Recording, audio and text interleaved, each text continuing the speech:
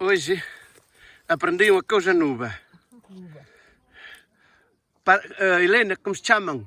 Batatas borrachas. Batatas borrachas. Olha, isto logo se cata. Depois a batatica. Quando eram garotos, que esta erva tem embaixo uma batata. E chamavam batatas borrachas. E quando eram pequenos, iam até saber dessas batatas e comi-las, bastava esfolhá-las. E eu já experimentei e por acaso são muito boas. Onde está a batata? Exatamente. Desde a batata. Tens a batata, agora esfolha, Batata. E as bolhas ali comes lá. esfolhas-la, que sale logo essa pila. Não há ainda outra. Aí está a outra. Agora esfolhas essa batata e tal, queda limpinha e tal. E tem um sabor agradável.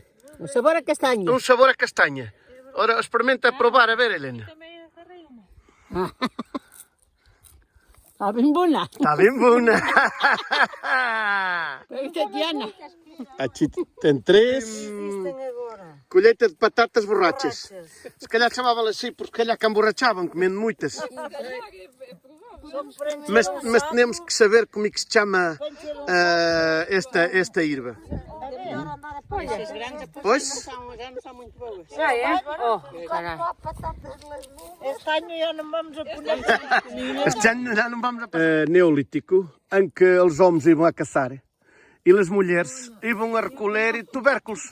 Esta ainda é a ciência que nos queda desse período, da recoleção de tubérculos. Está bem boa. E que se iam comendo.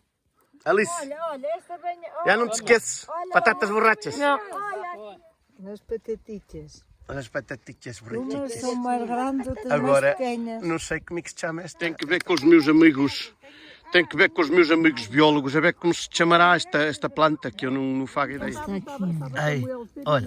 Duas ou três vezes. Já o tempo que não comia batatas borrachas. Como sai lavadinho.